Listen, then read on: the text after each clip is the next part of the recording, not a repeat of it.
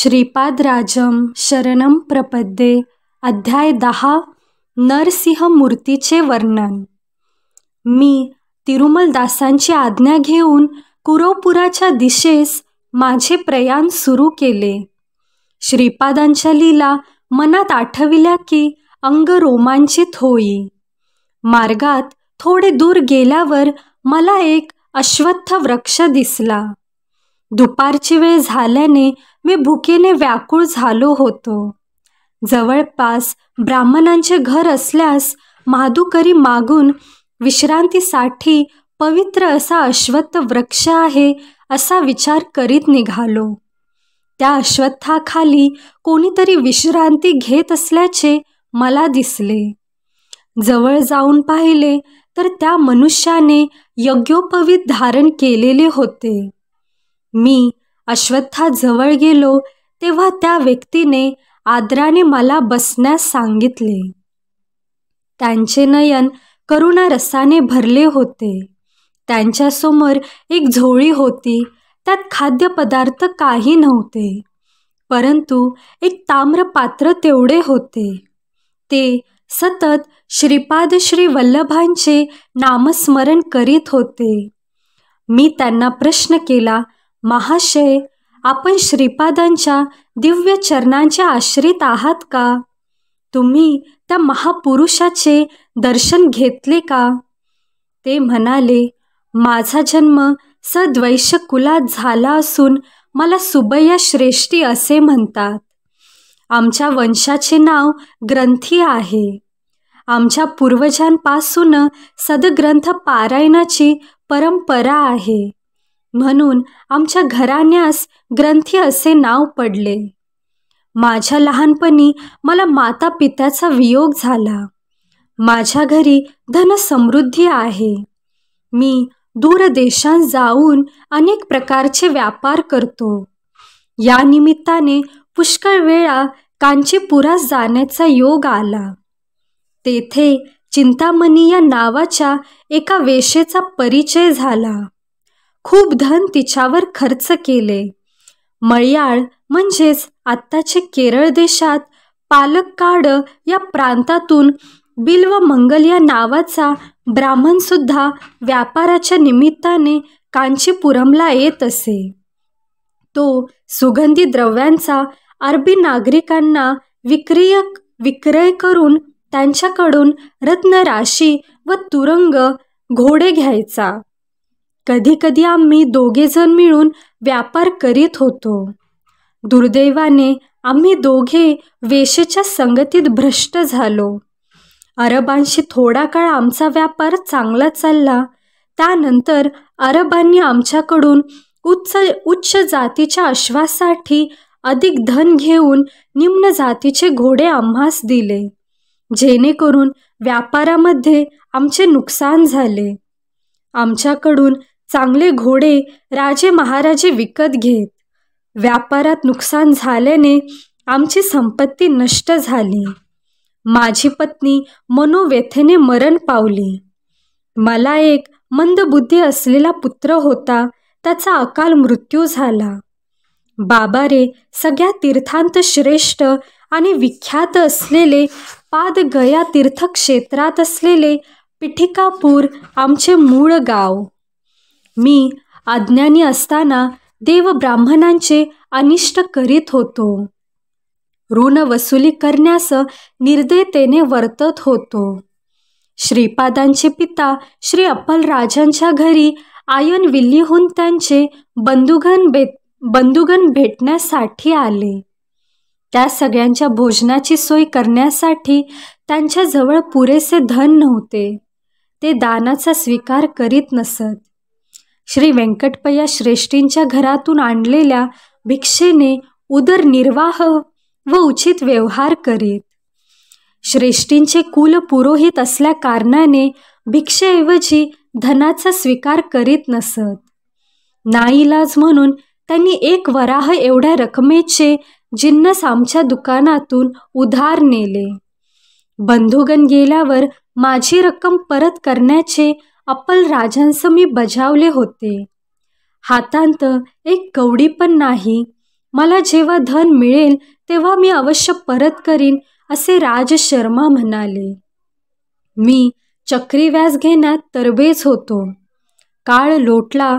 व्याजावर व्याज चढवून, खोटे हिशेब दाखवून 10 वराह देणे बाकी आहे, असे राज शर्मांस कळविले.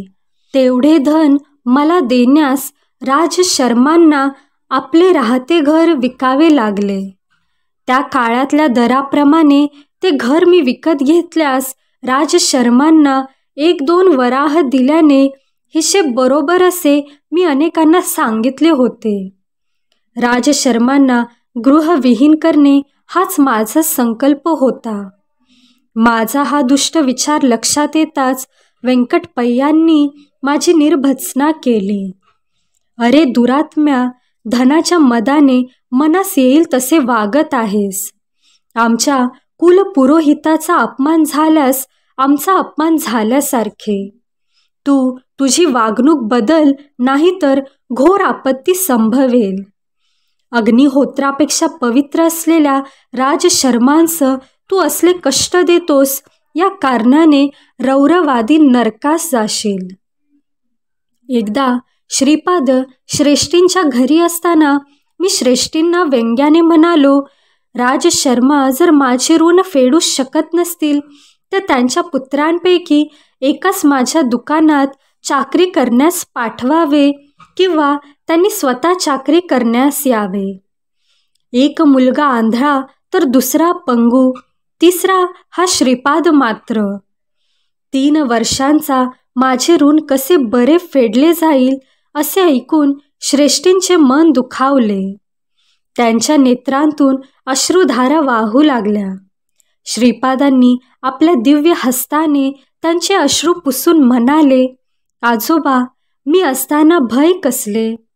हिरण्याक्ष व हिरण्यकश्यपांचा संहार मीच केला, तर सुबैयाचे ऋण फेडण्यास मला कठीण काय. असे म्हणून माझ्याकडे वळून म्हणाले, अरे तुझे ऋण मी फेडीन. चल तुझ्या दुकानात सेवा करून ऋणाची निवृत्ती करीन. ऋण फिटल्यावर मात्र तुझ्या घरी लक्ष्मी राहणार नाही, विचार कर. बाल श्रीपादांना घेऊन व्यंकटपय्या श्रेष्ठी सुबैयाच्या दुकानात आले. ते सुबैयास म्हणाले, श्रीपादांच्या ऐवजी मी तुमच्या दुकानात काम करतो, चालेल का. सुबैयाने नकारार्थी मान हलविले. इतक्यात दुकानात एक जटाधारी आला. तो सुबैया श्रेष्ठींचे दुकान शोधित होता. त्याला एक तांब्याचे भांडे विकत घ्यावयाचे होते. तो श्रेष्ठींना म्हणाला, मला एका तांब्याच्या पात्राची अत्यंत गरज आहे. किंमत थोडी जास्त असेल तरी चालेल. सुबैयाच्या दुकानात 32 तांब्याची पात्रे होती, परंतु तो खोटेच म्हणाला. माझ्याकडे एकच तांब्याचे पात्र आहे, त्याला 10 वराह देऊ शकत असल्यास तुला ते मिळेल. तो संन्यासी चटकन कबूल झाला. त्याची एकच अट होती की ते पात्र व्यंकटपय्या श्रेष्ठींच्या मांडीवर बसलेल्या श्रीपादांनी आपल्या हातांनी त्या संन्याशास द्यावे. त्या अटीप्रमाणे श्रीपादांनी स्वहस्ते ते पात्र त्या संन्याशास दिले. श्रीपाद प्रभू पात्र देताना हसत होते. ते म्हणाले, अरे तुझी इच्छा आता पूर्ण झाली ना. तुझ्या घरी लक्ष्मी स्थिर राहील. तू तुझी संन्यास दीक्षा सोडून देऊन स्वगृही जा. तुझ्यासाठी तुझी पत्नी आणि मुले वाट पाहत आहेत. तो जटाधारी संन्यासी अत्यंत आनंदित होऊन निघून गेला. व्यंकटपय्या श्रेष्ठी आणि अप्पलराज शर्मा यांचा अपमान करावा अशी सुबैयाची इच्छा होती. ती पूर्ण झाल्याने त्याच्या मनात थोडा अहंकार निर्माण झाला होता आणि त्यातच तो म्हणाला, आजच्या विक्रीत मला विशेष धनलाभ झाला. अप्पलराजाकडून यायचे असलेले 10 वराहाचे कर्ज फिटल्यासारखे मला वाटले. या क्षणी श्रीपाद राय ऋणातून मुक्त झाले. व्यंकटपय्या म्हणाले, हे जे तू सांगतो आहेस ते गायत्रीच्या साक्षीने सांग. सुबैयाने तसे केले. श्रीपाद प्रभू आणि व्यंकटपय्या श्रेष्ठी घरी गेल्यानंतर सुबैयाने आत जाऊन पाहिले तर 31 भांड्यांपैकी केवळ एकच भांडे तिथे होते. श्रीपाद प्रभूंच्या लीला अनाकलनीय, अचिंत होत्या. त्यांच्या समक्ष जे बोलू ते वचन खरे होत असे. साक्षात दत्त प्रभूंच्या कर कमलांनी तांब्याचे भांडे घेणारा जटाधारी धन्य होता. श्रीपाद प्रभूंकडून अनुग्रहाच्या स्वरूपात तांब्याचा किंवा तांबे असलेल्या धातूचा एक तुकडा मिळाला तरी दान घेणाऱ्याला भाग्याचे असते. तेव्हा प्रत्यक्ष तांब्याचे पात्र मिळविणारा तो जटाधारी किती भाग्याचा आणि सुबैया किती दुर्दैवी. त्याला येणे असलेले 10 वराहाचे देणे श्रीपादांनी आपल्या लीलेने दिले. परंतु त्या क्षणापासून त्याच्याकडे असलेली लक्ष्मी क्षीण होऊ लागली. 31 भांड्यांच्या ठिकाणी केवळ एकच भांडे राहिले होते. सुबैयाने अप्पल राजेकडून 10 वराह येणे आहे असा खोटाच हिशोब दाखविला होता. त्या पापाचे फळ अशा स्वरूपात त्याला मिळाले होते. शंकर भट्ट म्हणाले, अरे सुबैया, सूर्योदयापूर्वीचा आणि सूर्यास्तापूर्वीचा काल अत्यंत पवित्र असतो. प्रातःसंध्येच्या समयी आणि सायं संध्येच्या वेळी अग्निहोत्र करणे विशेष फलदायी असते. प्रातःकाळी सूर्य भगवान सर्व शक्तींच्या स्त्रोताने सिद्ध असतात. संध्यासमयी या सर्व शक्ती पुनरपी सूर्यात विलीन होतात. यावर सुबैया म्हणाला, महाराज, दान स्वीकारल्यास पुण्य कमी होते असे मी ऐकले होते. परंतु ते स्वीकारले नाही तर पाप लागते असे आपल्याकडून ऐकले होते. या दुहेरी वाक्यांचा अर्थबोध होत नाही. तसेच श्रीपाद स्वामी श्री दत्तात्रेयांचे अवतार असे म्हणतात, तेच नरसिंह स्वामींचा अवतार, शंकराचा अवतार असे काही जण म्हणतात. शिवामध्ये अनसूयेचे तत्व कसे अंतर्भूत आहे ते समजत नाही. कृपया या सर्वांचा खुलासा करावा. परंतु या प्रश्नांचा खुलासा करण्याअगोदर सर्वांना भूक लागली असल्याने जेवणाचा बेत ठरला. आश्चर्याची गोष्ट अशी की त्या लहानशा जागेमध्ये एका तांब्याच्या भांड्याशिवाय दुसरे काहीच नव्हते. 2 केळीची पाने सुबैयाने आणली. शंकर भट्ट नदीवर जाऊन शुचिरभूत होऊन आले. जेवणासाठी भात आणि दोडक्याच्या वरणाचा बेत होता. केळीची पाने जेवणासाठी घेतली व पळसाच्या पानांचे द्रोण तयार केले. त्या जटाधारी संन्याशाने डोळे मिटून क्षणभर ध्यान केले आणि जवळच्या तांब्याच्या पात्रातून द्रोणात पाणी टाकले. त्यानंतर त्याच भांड्यातून दोडक्याचे चवदार वरण वाढले व नंतर भात वाढला. ते अमृता समान जेवण करून आम्ही तृप्त झालो. रिकाम्या भांड्यातून प्रथम पाणी नंतर अन्न येणे हा एक दैवी चमत्कारच होता. भोजनानंतर ते भांडे रिकामेच होते. शनिवार प्रदोष समयी केलेल्या शिवार्चनाचे फलित. श्रीपाद स्वामी सकल देवता स्वरूप आहेत. शनिदेव कर्मकारक आहेत. ग्रहांमधील छायाग्रह राहू केतूतील राहू शनीमुळे फल देतो. केतू मंगळामुळे फल देतो. कर्मकारक असणारा शनी कर्मसाक्षी असणाऱ्या सूर्याचा पुत्र असल्याने शनिवारची सायंकाळ शक्तिमान असते. चतुर्थी आणि त्रयोदशी राहूस बलवान असतात. शनी त्रयोदशीच्या महापर्व काळात सायंकाळी शिव आराधना केल्यास मानवाच्या पूर्वजन्मात केलेल्या पापांचे फल नष्ट होते. श्रीपाद श्री वल्लभांचा अवतार मंगळ ग्रहाच्या चित्रा नक्षत्रावर झाला असल्याने त्या नक्षत्रावर श्रीपाद प्रभूंची पूजा केली असता सर्व ग्रह दोषाचे शमन होते. युद्ध, आपदा, शस्त्रास्त्रांनी येणारा अकाल मृत्यू, ऋणग्रस्ततेतून उद्भवणारी संकटे याचे कारण मंगळ ग्रह असतो. चित्रा नक्षत्रावर किंवा मंगळवारी श्रीपाद स्वामी अरुण वर्णाप्रमाणे प्रकाशमान होतात. कर्ज म्हणजे पाप, अरुण म्हणजे पाप नसणारा, पापरहित. त्या दिवशी श्रीपाद प्रभू साक्षात अरुणाचलेश्वराचे रूप असतात. व्यंकटपय्या श्रेष्ठी, नरसिंह वर्मा आणि बाप नार्युलू शनिप्रदोषाच्या दिवशी शिवाराधनेत सहभागी होत. त्या दिवशी अप्पलराज शर्मा यांनी सुद्धा मोठ्या श्रद्धाभावाने त्या आराधनेत भाग घेतला होता.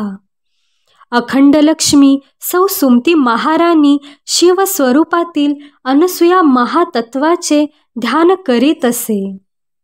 त्या महातपाचे फलस्वरूप म्हणूनच श्रीपाद स्वामींचा अवतार झाला. या कारणाने व्यंकटपय्या श्रेष्ठी, नरसिंह वर्मा अथवा बाप नार्युलूकडून धन स्वीकारले ते दान होत नाही, परंतु त्यांच्याकडून धन न स्वीकारल्यास महापाप आहे असे श्रीपाद स्वामी आपल्या पित्यास न बोलता सांगू इच्छित होते. श्रीपाद प्रभू सकल देवतांचे स्वरूप आहेत. सर्व देवतांच्या अतीत असणारे हे महान तत्व आहे. त्यांचे दर्शन, स्पर्श आणि संभाषण ज्या भाग्यवंतांना लाभले ते धन्य होत. श्रीपाद वल्लभांच्या असाधारण लीलेने त्यांनी आपल्या पित्यास ऋणमुक्त केल्याची वार्ता पिठिकापुरम गावात दावानलासारखी पसरली. 3 वर्षांच्या श्रीपादांनी अप्पलराजांना ऋणमुक्त केल्याने त्यांच्या नेत्रातून पुत्रस्नेहाने अश्रुधारा वाहू लागल्या. महाराणी सुमती आपल्या पुत्रास हृदयाशी कवटाळून कितीतरी वेळ तन्मय अवस्थेत होती. यावेळी त्यांच्या घरी व्यंकटपय्या श्रेष्ठी, नरसिंह वर्मा, बापनार्य आणि सुबैया आले होते. सुबैयाने सर्व वडीलधाऱ्या मंडळींसमोर श्री राज शर्माचे ऋण देणे फिटले असे सांगितले. यावर श्रीपाद प्रभू म्हणाले, पित्याला ऋण मुक्त करणे पुत्राचा धर्मच असतो. कोणीतरी जटाधारी येऊन 10 वराह देऊन तांब्याचे भांडे घेऊन गेला, त्यामुळे माझे कर्ज कसे फिटले असे राज शर्मांनी विचारले. अशा प्रकारे अनेक रसपूर्ण क्रिया प्रतिक्रिया झाल्या. बापनार्युलूंनी श्रीपादांना विचारले की ते जटाधारी संन्यासी कोण होते ते तुला माहीत आहे का? यावर श्रीपाद म्हणाले, त्या जटाधारीबद्दलच नाही तर सगळ्या जटाधारी संन्याशाबद्दल मी जाणतो. श्रीपाद स्वामी कोण आणि त्यांचे स्वरूप? बापनार्युलू श्रीपादांना म्हणाले, तू 3 वर्षांचा बालक आहेस, परंतु मोठ्या माणसासारखा बोलतो आहेस.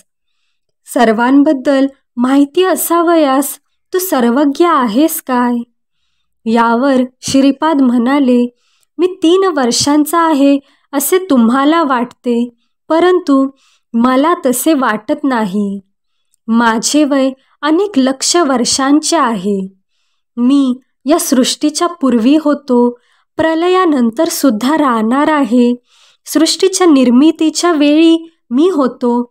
माझ्याशिवाय सृष्टीची उत्पत्ती, स्थिती आणि लय होऊच शकत नाही. मी साक्षीभूत होऊन सर्व व्यवहाराचे अवलोकन करतो. यावर बापनाचार्युलू म्हणाले, श्रीपादा, लहान मुलांनी आपण चंद्रमंडळात आहोत असा केवळ विचार केल्याने आपण चंद्रमंडळात असतो असे नाही. प्रत्यक्ष अनुभव असावयास हवा. सर्व ज्ञान, सर्व व्यापकत्व, सर्व शक्तितत्व हे केवळ जगन्नियंत्याचे लक्षण आहे. यावर श्रीपाद म्हणाले, मी सर्वत्र स्थित असणारे आदितत्व आहे. त्या त्या प्रसंगानुसार त्या त्या ठिकाणी आवश्यकतेनुसार मी व्यक्त होतो. साकार रूपात नसलो तर मी नाही असे होत नाही. जीवाच्या ठिकाणी मी अन्नमय, प्राणमय, मनोमय, विज्ञानमय व आनंदमय कोशात स्थित असतो. माझ्या अस्तित्वामुळे या पंचकोशांचे सर्व कार्यकलाप होत असतात. मी विशिष्ट कोशात आहे अशी अनुभूती तुला दिली तर त्या कोशात मी असल्याची जाणीव होते. मी तुला माझा अनुभव दिला नाही याचा अर्थ मी तिथे नाही असा मात्र होत नाही. मी सर्व व्यापी आहे. सर्व ज्ञान विज्ञान माझ्या चरणाशी लीन आहेत. माझ्या केवळ संकल्पाने ही सर्व सृष्टी निर्माण झाली. मी सर्व शक्तिमान आहे. यात आश्चर्य काय आहे? यावर अप्पलराज शर्मा म्हणाले, बाळा, बालपणापासून तू म्हणजे आम्हाला एक कोडे आहेस. तू पुन्हा पुन्हा मी दत्तप्रभू, मी दत्तप्रभू असे म्हणतोस. नृस या सरस्वती या नावाने पुन्हा एकदा अवतरित होईन असे म्हणतोस. लोक तर कावळे आहेत. पिठिकापुरममधील ब्राह्मण तर नरक लोकातील लोखंडी कावळ्यांपेक्षा सुद्धा भयंकर आहेत. ते या सगळ्याला मनचांचल्य आणि बुद्धिभ्रष्टता असे म्हणतात. आपण ब्राह्मण आहोत. आपण विधियुक्त धर्मकर्माने आचरण करणे चांगले आहे. याखेरीज तुला देवाचा अंश असलेला अवतारी पुरुष आहे असे म्हणणे म्हणजे केवळ अहंकाराने म्हणतो आहोत असे ते मानतात. यावर श्रीपाद प्रभू म्हणाले, तात, आपण सांगता ते मी अमान्य करीत नाही, परंतु खरे ते सांगितले पाहिजे ना.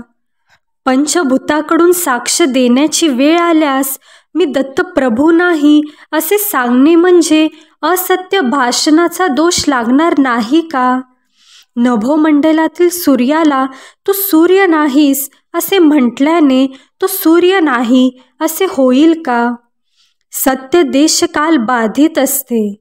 आपल्या पिठिकापुरममधील ब्राह्मण स्वतः देहधारी मनुष्य समजून जसे मनुष्यत्वाचा अनुभव घेत आहेत, त्या प्रकारे मी सुद्धा सर्वज्ञत्व, सर्व शक्तितत्व, सर्वार्थयामी तत्व असलेला दत्त आहे.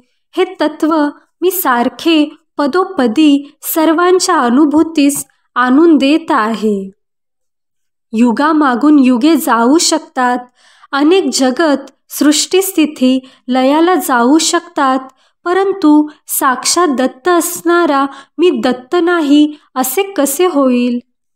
यानंतर बापनार्युलू म्हणाले, श्रीपादा, जटाधारी दृष्टीआड झाल्यावर सुबैयाकडे असलेल्या 31 तांब्यांच्या भांड्यांपैकी एकच उरले. तू काही चमत्कार करून ते अदृश्य केलेस काय? यावर श्रीपाद प्रभू म्हणाले, सर्व घटना काळाच्या कर्माच्या अनुसार कोणत्या तरी कारणाने घडत असतात. कारणाशिवाय कार्य होऊ शकत नाही. हा निसर्गाचा अनुलंघनीय नियम आहे. हे सुबैया पूर्वजन्मी जंगल प्रदेशातील दत्त पुजारी होते, परंतु जंगलामध्ये दत्त दर्शन क्वचितच घेत असत. त्यांच्यात स्त्री वासना अत्यंत प्रबळ होती. स्त्री लोलूप असणारा हा पुजारी प्राचीन कालातील पूर्व परंपरेतील पूजेतील मोठी तांब्याची दत्तमूर्ती विकण्याच्या विचारात होता. त्याप्रमाणे एके दिवशी त्याने ती मूर्ती विकली व आलेले धन वाम मार्गाने खर्च केले. लोकांमध्ये मात्र श्री दत्ताची मूर्ती चोरीस गेल्याचे वर्तमान पसरविले. जटाधारी बनून आलेला संन्यासी पूर्वीच्या जन्मात लौकिक व्यवहारात अडकलेला सोनार होता. त्याने धनाच्या आशेने त्या दत्तमूर्तीस वितळविले होते. या जन्मी तो जन्म दरिद्री होऊन जन्माला आला. दत्तमूर्तीची पूजा अनेक वर्षे केल्याच्या पुण्याईने त्या पूजारास श्रीमंत अशा श्रेष्ठी कुलात जन्म मिळाला. या दोघांनी ती मूर्ती विरघळवून त्याची 32 तांब्याची भांडी बनवून विक्रिय केला होता. त्या सोनाराच्या घरी नरसिंह देवाची आराधना करत असत. नरसिंह देवाच्या मूर्तीसमोर ही तांब्याची भांडी घडवली होती. दैवाच्या संकल्पाने नृसिंहाच्या 32 अवताराच्या अंशांनी त्या तांब्यांच्या भांड्यांत प्रवेश केला होता. या जन्मात पूर्वजन्माचे ज्ञान होऊन त्या सोनाराने माझी अनन्य भक्ती भावाने सेवा केली. त्याचे दारिद्र्य दूर करण्यासाठी त्याने मनापासून माझी प्रार्थना केली. मी प्रसन्न होऊन दर्शन दिले आणि पिटिकापुरमला येऊन माझ्या हातून तांब्याच्या भांड्यांचा स्वीकार करण्यास सांगितले होते. तसेच 10 वराह श्रेष्ठीला देऊन मला बंधविमुक्त कर असे सांगितले होते. तो तसे करून धन्य झाला. त्याची आर्थिक समस्या दूर होण्याचा त्याला मी आशीर्वाद दिला होता. त्याच्या देणेदाराचा त्रास सुकविण्यासाठी त्याने जटाधारी संन्याशाचा वेश घेतला होता. मला जटाधारीबद्दल सर्वच माहीत आहे ना. हा सुबैया श्रेष्ठी आमच्या कुटुंबाकडून खोटेपणाने 10 वराह वसूल करून घेणार होता.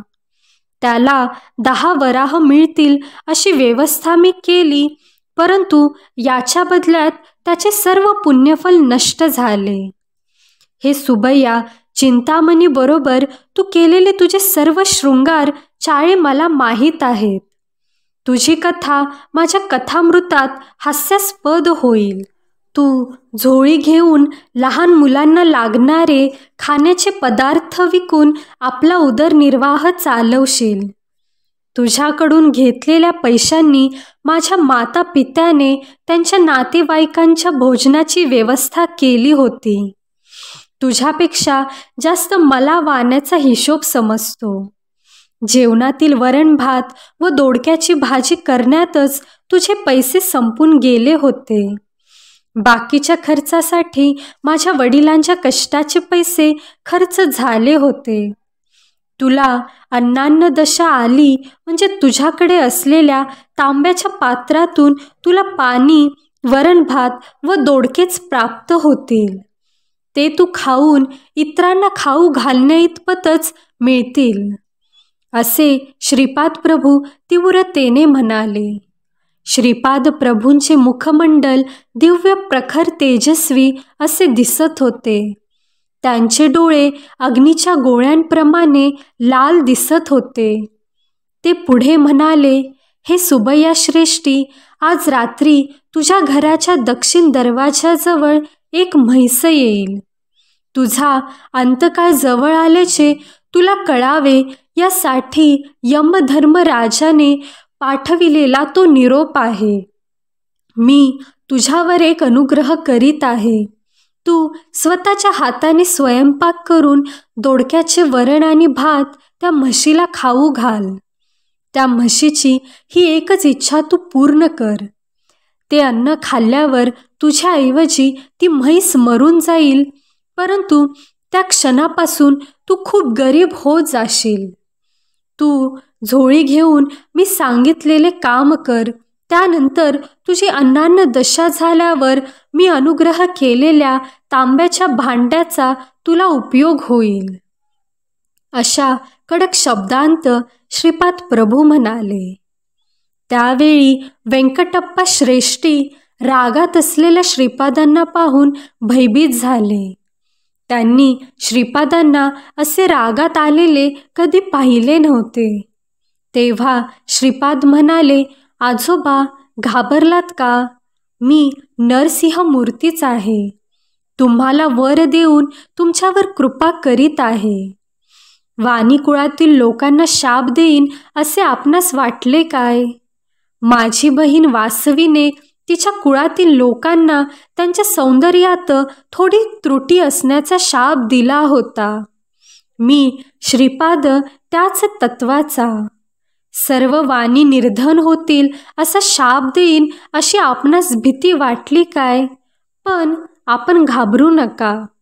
दैवाला जातकुळ असे काही नसते, तसेच भक्तांना सुद्धा जाती कुळ नसते. आर्य वैश्याचा आणि माझा अनुबंध फार जुना आहे. बापन आर्युलू पूर्वीचे लाबाद महर्षीच ना. वाण्यांमध्ये लाबाद महर्षी गोत्र नष्ट झाले आहे. बापनार्याच्या सर्व वंशजांना अगदी कलियुगाच्या अंतापर्यंतच्या माझे आशीर्वाद आहेत. त्यांच्यावर माझा वरदहस्त सतत राहील. तुम्हाला दिलेली झोळी वेगळीच आहे. त्यात दत्त मिठाई भरून आहे. कितीही दिली तरी कमी होत नाही, परंतु ती कोणाला डोळ्यांनी दिसणार नाही. नृसिंहाच्या 32 अवतारांतील सर्व लक्षणे माझ्या ठायी विराजमान आहेत. बापनार्याची 33वी पिढी चालू असताना माझ्या जन्मस्थळी महासंस्थानाची निर्माण होऊन त्यात माझ्या पादुकांची स्थापना होईल. तुमच्या वंशातील कोणत्याही पुरुषाने श्रीपाद श्री वल्लभांच्या दिव्य भव्य रूपाची नवविधा भक्तीच्या कोणत्याही मार्गाने आराधना केल्यास मी दत्तात्रेयांचे श्वान अदृश्य रूपात त्यांचा सांभाळ करीन. वेद पुराण उपनिषदे ही सर्व श्वान रूपात अदृश्य असून सदैव रक्षण करतील. इतक्यात व्यंकटपया श्रेष्ठींनी श्रीपाद प्रभूंना प्रेमाने जवळ घेतले. त्यांच्या डोळ्यांतून आनंदाश्रू वाहू लागले. बापनार्याच्या तोंडातून शब्द फुटत नव्हते. सुमती माता, हे सर्व स्वप्न आहे का, वैष्णवी माया, अशा संदेहात पडली. अप्पलराज शर्मांचे मन स्तंभित झाले. श्रीपादांचे दोन्ही मोठे भाऊ त्याच्याकडे भीत भीत बघत होते. हा आमचा धाकटा भाऊ की दत्तप्रभू, ही काय भानगड आहे असा विचार ते करू लागले. नरसिंह वर्मांनी श्रीपादांना आपल्या मांडीवर घेतले. श्रीपाद वर्मांना म्हणाले, आजोबा, आपण दोघे उद्या घोडागाडीतून आपली जमीन पाहण्यास जाऊया. तेथील भूमाता मला कित्येक दिवसांपासून तुझ्या पदस्पर्शाने मला पावन केव्हा करणार अशी ती आर्ततेने प्रार्थना करते आहे. आर्तत्राण परायण हे माझे वचन आहे. तेव्हा वर्मा म्हणाले, अरे श्रीपादा, माझे एक छोटे सांगणे आहे. आपल्या पिठिकापुरमजवळ आमची जमीन आहे ना, तेथेच एक छोटे गाव वसवून तेथील लोकांकडून शेती करवून घ्यावी.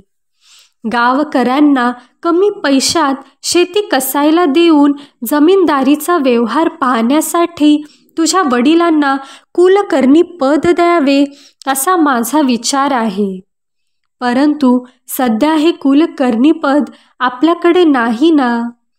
यावर श्रीपाद हसून म्हणाले, आजोबा, तुम्ही तुमच्या जमीनदारीचा विचार केला, परंतु माझ्या जमीनदारीचा विचार नाही केला. हे मला मान्य नाही. अगोदर वडिलांना कुलकर्णी पद करा म्हणाव, त्यानंतर तू कुलकर्णी पद सांभाळायचे आहे असे वर्मा म्हणाले. घंडीकोटा श्रीपाशी वल्लभ राज शर्मा अमुक गावाचा कुलकर्णी होता, एवढेच केवळ इतिहासात शिल्लक राहील. जे कुलकर्णीपण मी करणार आहे ते विश्वात्मक आहे. माझे हिशोब मला आहेत. दररोज कोट्यावधी पुण्य राशींची उलाढाल होताना दिसत आहे. माझ्या अवताराचे प्रयोजन विश्वकुंडलिनीला हलवून टाकायचे आहे. मानवात असल्याप्रमाणे गावाला, शहराला, पुण्यक्षेत्रांना सुद्धा कुंडलिनी असते. सांद्र सिंधू वेद यांचे ज्ञान ज्यांना आहे, अंशांनाच अवगत होऊ शकणारे हे योग रहस्य आहे. पिठिकापुरमची कुंडलिनी बापनार्युलू, व्यंकटपया श्रेष्ठी आणि वत्सवाई यांच्या 33व्या पिढीमध्ये जागू शकते. आत्ताच काही घाई आहे. दैववशाने तुम्हाला लाभलेल्या या महापुण्य काळातील प्रत्येक क्षणाचा सदुपयोग करून घ्यावा.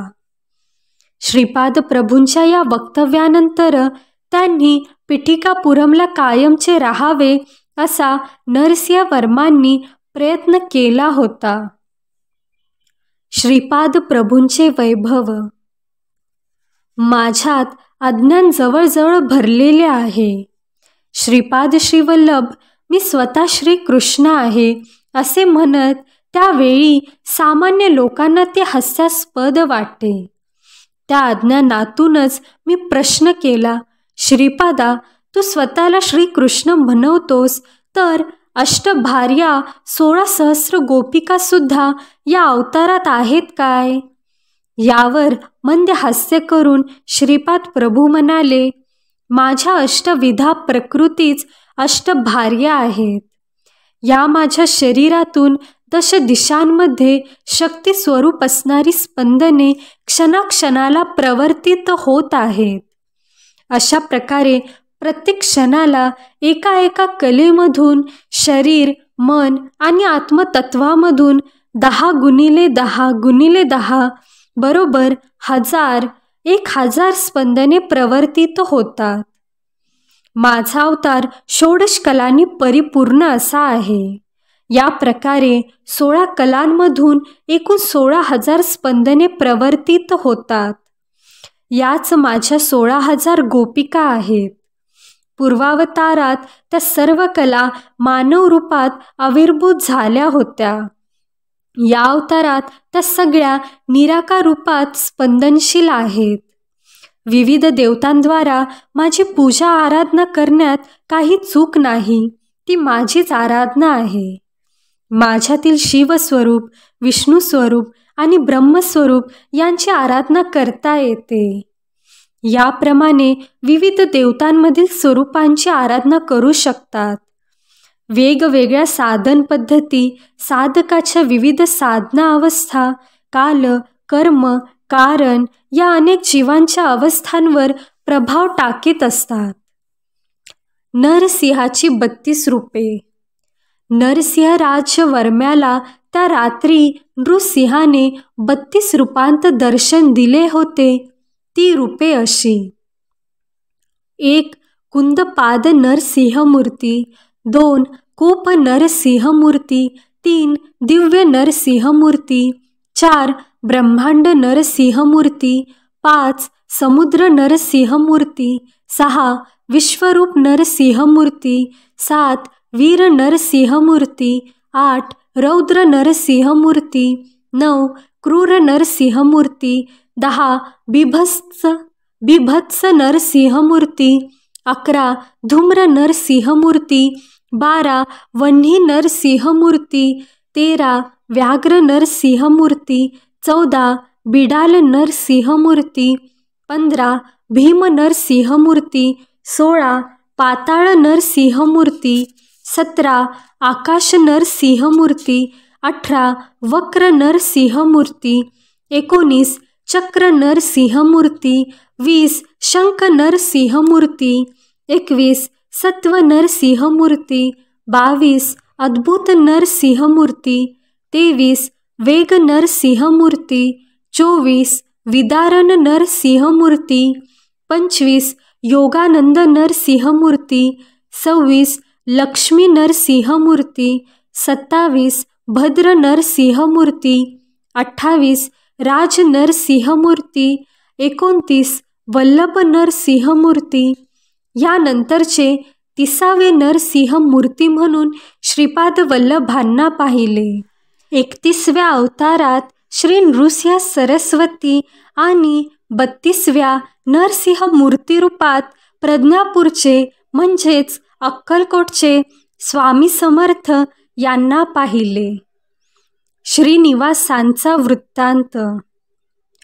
कन्या मासामध्ये श्रवण नक्षत्रावर द्वादशीच्या दिवशी सोमवारी सिद्ध योगावर श्री व्यंकटेश अर्चरूपात प्रकट झाले. वैशाख शुद्ध सप्तमीला विलंबी नाम संवत्सरामध्ये त्यांनी कुबेराकडून धनसहाय्य घेऊन ऋणपत्र लिहून दिले. श्री पद्मावती देवी मृगशीर्ष नक्षत्रावर जन्मली, तर श्रीनिवास श्रवण नक्षत्रावर अवतरले. वैशाख शुद्ध दशमीला उत्तर फाल्गुनी नक्षत्रावर श्रीनिवासांचा पद्मावती बरोबर विवाह संपन्न झाला. श्रीनिवास प्रभूसुद्धा भारद्वाज गोत्रामध्ये अवतरले. पांडवांच्या वंशातील सुधन्वाला नागकन्येद्वारा झालेला पुत्र आकाश महाराज. याचा भाऊ तोंडमान वसुधान हा आकाश महाराजांचा मुलगा. श्रीनिवास प्रभूंनी अगस्ती महर्षींच्या सल्ल्यानुसार अर्धे राज्य तोंडमानला दिले व अर्धे राज्य वसुधानूला वाटून दिले.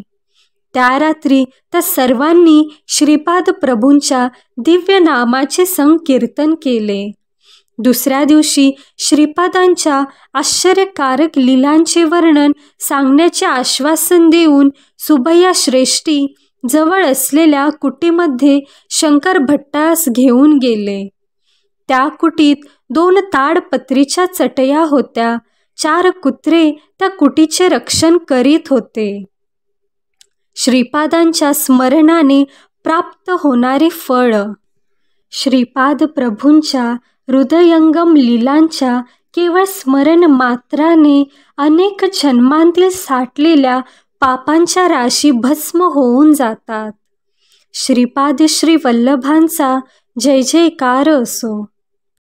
अशाच आध्यात्मिक व्हिडिओंसाठी सबस्क्राईब करा अध्यात्मसार यूट्यूब चॅनेलला.